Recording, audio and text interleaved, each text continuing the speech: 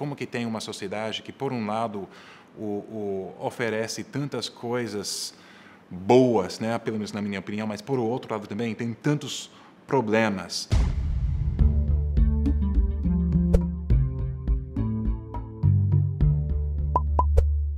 Brasil conversa hoje com Jeff Garmany, geógrafo e professor do Brasil Institute do King's College aqui em Londres. Professor, obrigado pela presença aqui no Brasil. Obrigado, André. Professor, queria começar com uma pergunta provocadora. Você, como estudioso de Brasil, sobre Brasil, qual a sua opinião sobre o brasileiro, sobre a sociedade brasileira? Uma pergunta antropológica. Uma boa pergunta, né? Como muitas pessoas sabem, o Brasil é um país de contrastes, né? E igual à sociedade brasileira. Então, quando as pessoas fazem essa pergunta para mim, ou, por exemplo, as pessoas gostam de me perguntar por que eu já fiz tantas pesquisas, já passei tanto tempo no Brasil, já morei lá um tempo, né? Eu sempre digo assim, é principalmente por causa das pessoas. Eu gosto muito de passar tempo no Brasil. Eu acho, para mim, eu sou dos Estados Unidos, que a sociedade brasileira não é tão diferente do que a sociedade americana. E daí eu me sinto confortável no Brasil, né, na sociedade. Mas também eu sou sempre estrangeiro. Eu não consigo, aqui eu falo a língua, falo com sotaque, eu enrolo algumas palavras. Mas o que eu acho interessante da sociedade brasileira é que, embora se eu morasse lá, sei lá, o resto da minha vida, eu nunca seria brasileiro de verdade. Lá no Brasil, você não fala a língua perfeitamente, você não é brasileiro de verdade. E daí eu acho que isso representa um dos contrastes que marca o Brasil, que é, seja, o que diferencia o Brasil um pouquinho, por exemplo, dos Estados Unidos ou da Inglaterra, porque a sociedade brasileira tem, por um lado, tem uns braços abertos e tem essa amizade que existe, tem umas características que realmente eu acho que explica um pouquinho a popularidade do Brasil no mundo. Mas, por outro lado, olhando para o Brasil, nessa mesma sociedade que tem tanto amor e amizade, etc., você nota tanta injustiça social, tantos problemas, tanta pobreza também, embora que tenha tanta riqueza também no Brasil. Então, é difícil explicar isso, que como que tem uma sociedade que, por um lado, oferece tantas coisas boas, né, pelo menos na minha opinião, mas, por outro lado, também tem tantos problemas. E tentando explicar essas diferenças faz uma parte realmente da minha pesquisa, e eu acho de muitas pesquisas de várias pessoas. Como que você pode explicar essas diferenças que existem em termos da sociedade e também do país atual? Muito das conversas, dos debates, aqui mesmo nessa semana eu participei, assisti uma palestra do professor Marco Vieira, e foi muito debatida a questão do onde que erramos, né? Em que momento que erramos, para estar nessas situações que a gente vive numa crise de segurança pública, como nessa intervenção agora do governo federal no Rio de Janeiro. Nos seus estudos, professor, você vê que o brasileiro tem uma dificuldade de aceitar seu passado? Você acha que a gente sempre usa como muleta colocar culpa no passado? Talvez, né? Mas é interessante, né? Porque uma outras razões que eu gosto de estudar o Brasil, porque eu noto muitas características semelhantes com os Estados Unidos também, em termos de escravidão, em termos de uma história de colonização, em termos de desigualdade também, né? E no Brasil, sim, essa questão da história, e, por exemplo, como que o Brasil foi colonizado pelos portugueses, e daí isso explica os problemas que existem hoje em dia. Se fosse uma mula, mais ou menos, que as pessoas usam para explicar esses problemas, sim, não, com certeza. E até também, tem pessoas que também deixam culpa com o processo de globalização, embora que também eles recebem alguns benefícios também desses mesmos problemas, né? E então, mas, por outro lado, sim, a gente tem que lembrar essa história de colonização e também esses processos de globalização, por exemplo, faz uma grande... Eles ajudam para explicar os problemas que existem, mas o que eu acho, e que, voltando para a sua pergunta, aonde, vamos dizer, a sociedade brasileira, sei lá, errou, é um processo que acontece todos os dias, não é simplesmente um processo que agora, sei lá, virou numa direção e daí errou. Uma virada de chave. É uma coisa que acontece todos os dias, né? E daí é lógico que esses processos históricos, o que o Marco Vieira apresentou, eu adorei aquela apresentação. E porque ele está realmente tentando abordar essas questões que não tem, na verdade, não tem resposta certa, entendeu? Mas para começar a entender os problemas que existem hoje em dia, sim, a gente tem que pensar na história e o que já aconteceu, mas também a gente tem que analisar e pensar em como que a gente também repete esses erros, essas desigualdades, todos os dias, nossas práticas. Professor, agora eu queria entrar em alguns temas que você atuou ou atua em projetos de pesquisa acadêmica. Um deles é o estudo sobre os evangélicos, né? E que atualmente são mais de, se você me corrige se estiver errado, que atualmente são mais de 20% da população brasileira.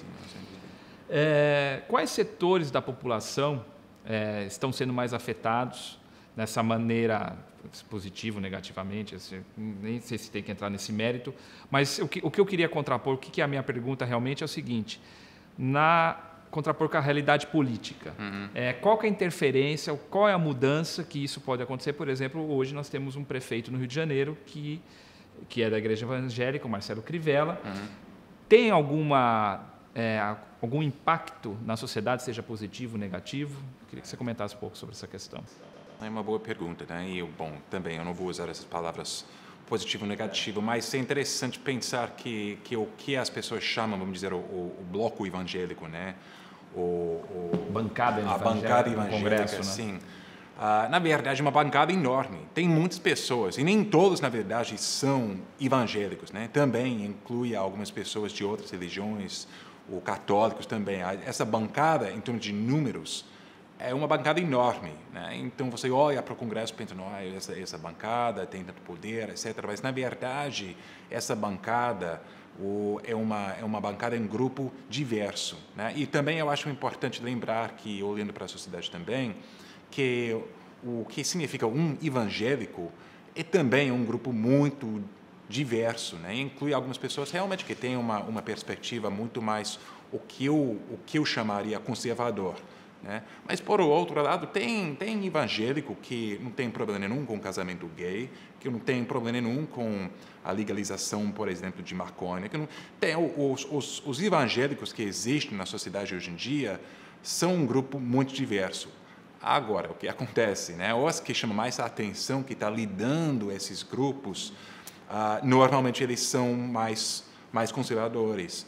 E daí o que eu acho interessante, se a gente pensa no futuro, o que pode ser um dos efeitos desse grupo de evangélicos, é muito difícil dizer, né? Porque por minha perspectiva, se a gente pensa no passado, sendo evangélico 20 anos atrás, realmente foi, vamos dizer, uma identidade mais radical, né? Você não usou algumas roupas, por exemplo, você nem frequentou alguns lugares públicos. Hoje em dia, não dá para dizer quem é evangélico e quem não é nos espaços públicos. Então, o que está acontecendo? Essa religião, o que significa o evangélico no Brasil, como todos os países, está sempre mudando, está sempre está sempre evoluindo, né?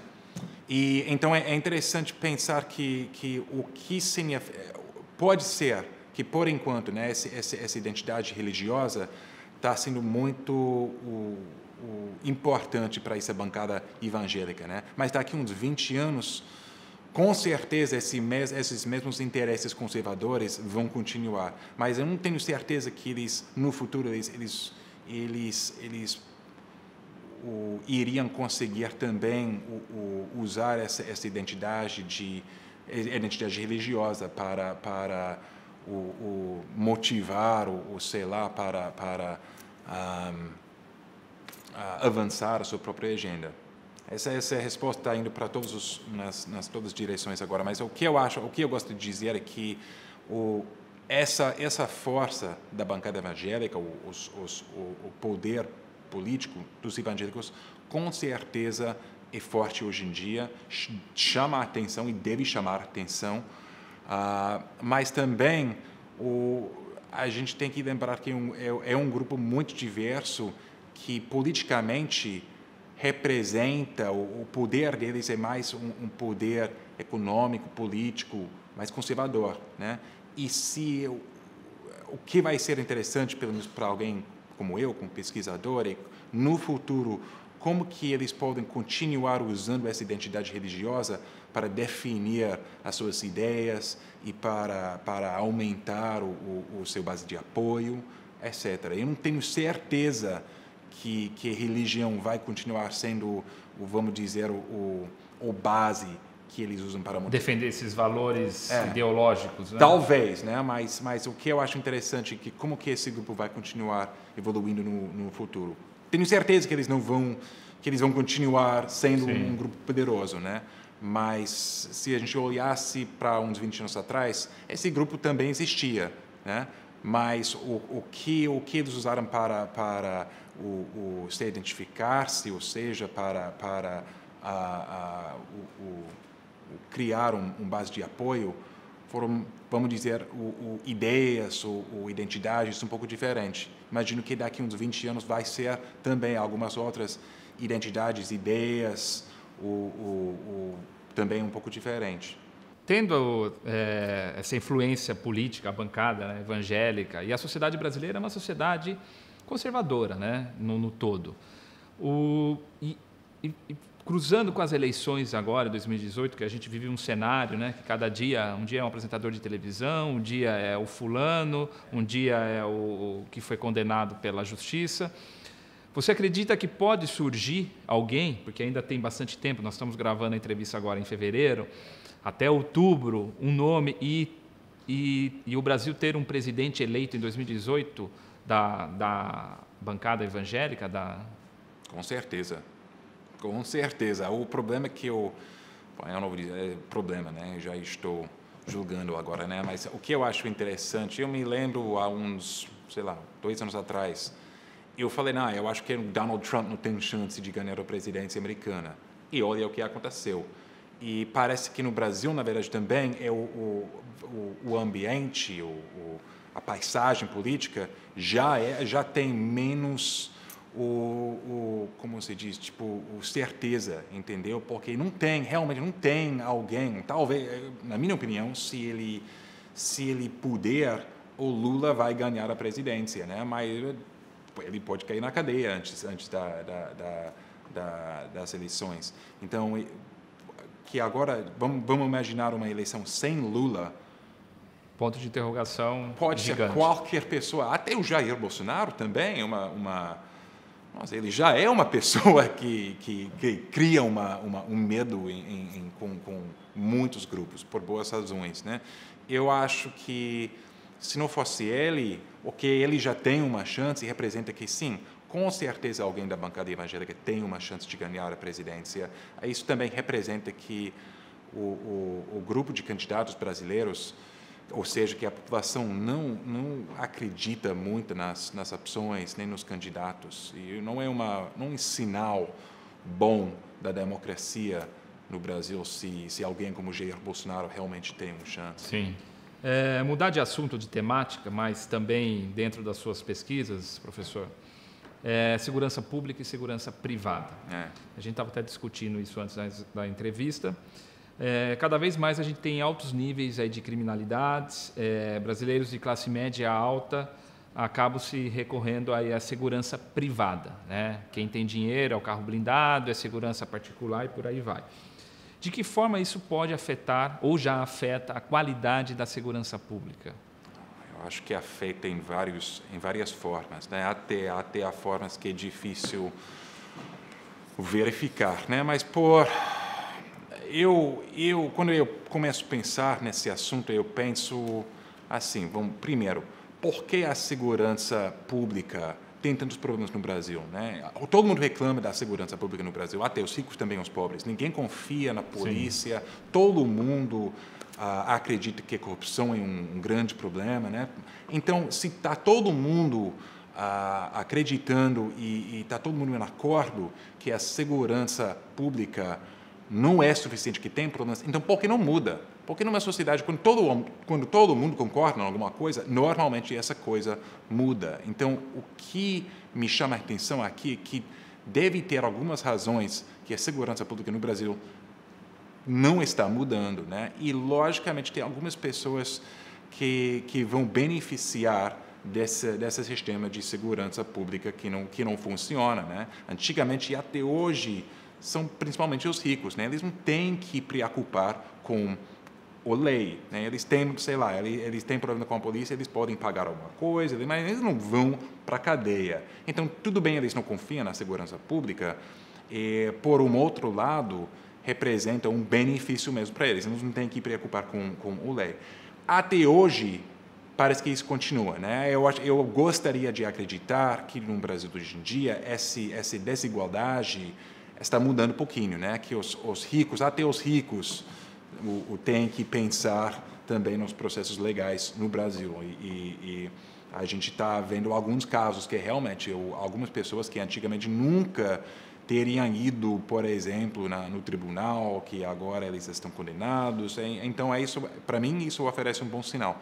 Mas, voltando dessa pergunta, os efeitos de segurança privada com segurança pública, o que eu acho que é o mais que a segurança pública, desculpa, que é o mais que a segurança privada cresce, realmente não fortalece, não oferece nada para a segurança pública. E, por outro lado, você tem até alguns interesses políticos na segurança privada. Isso também já afeta a segurança pública, né? Se tem os políticos, algumas pessoas que devem tomar conta e devem preocupar com a segurança pública, mas eles têm seus próprios interesses econômicos na segurança privada, então você já tem um relacionamento entre esses dois que afeta um jeito que não fortalece a segurança pública.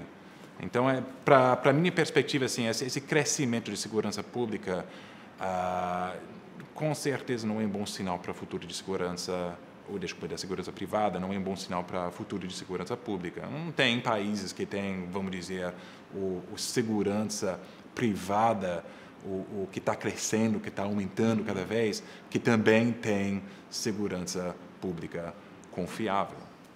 Pensando, professor, em possíveis soluções para resolver, e aí também de uma maneira mais ampla, acho que a gente pode continuar na temática da segurança, neste ano a Constituição brasileira completa 30 anos.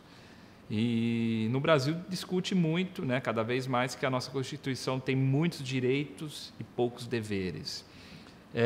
Na sua visão e até nas suas pesquisas, você acredita que realmente é isso, realmente tem muitos direitos? E quais são os aspectos positivos, negativos da Constituição?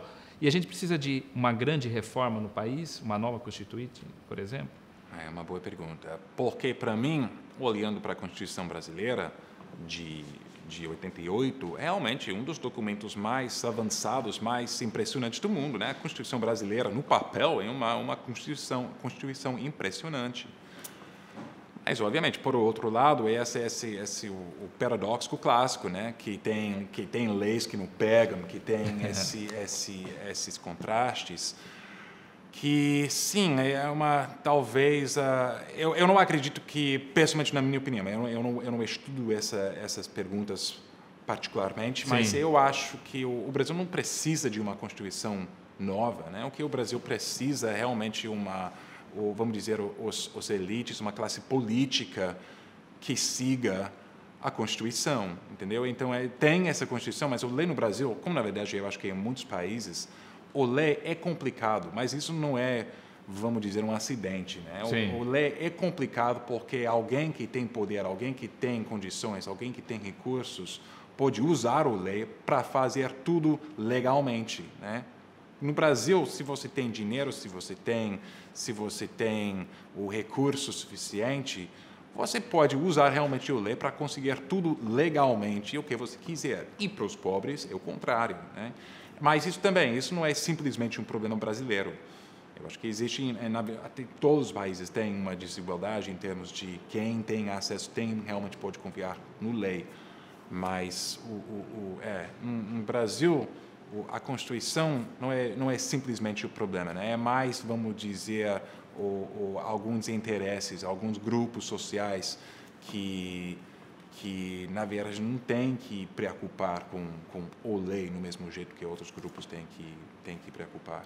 O Brasil usa como se fosse quase um slogan, desde 2014, análise e discussões sobre um povo em busca de uma identidade.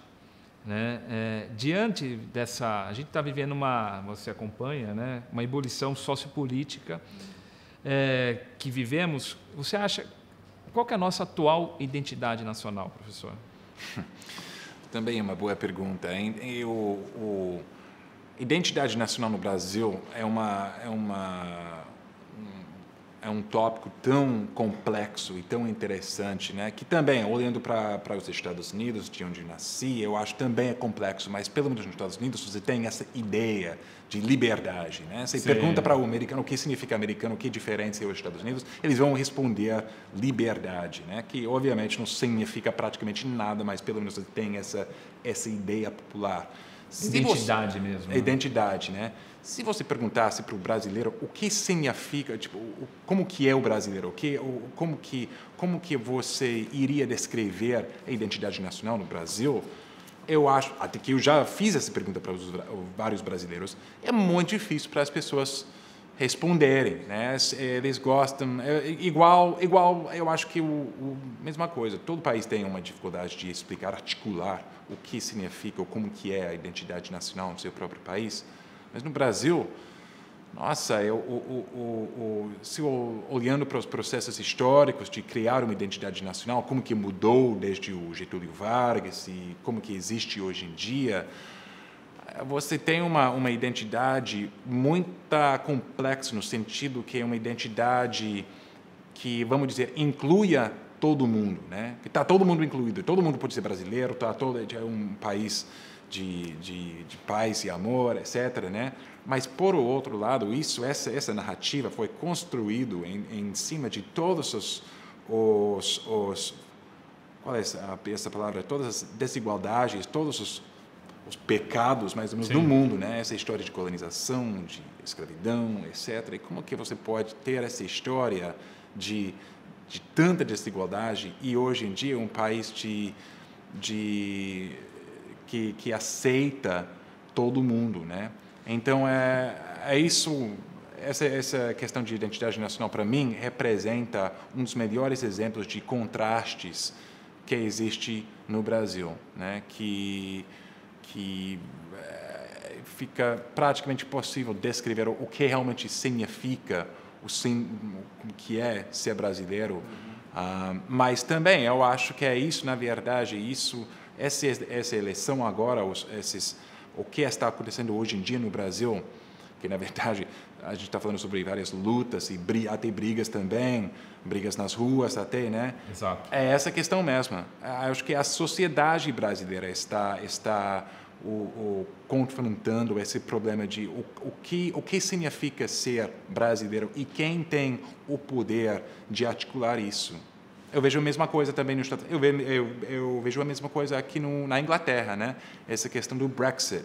E o que significa sendo inglesa hoje em dia, né? É uma identidade histórica, branca, etc. Ou é uma identidade mais diversa, europeia, entendeu? Eu vejo, vamos dizer, esse processo no Brasil, obviamente, um pouco diferente, mas essas lutas que a gente está passando por hoje em dia no Brasil, aqui também, representa isso, um conflito de identidade nacional e como que a nação e como que as pessoas querem se definir e quem vai ter o poder para dizer isso, para descrever essa identidade. E é uma tendência mundial, né? Sem dúvida. Professor Jeff Garman, muito obrigado pela entrevista aqui no Brasil. Obrigado.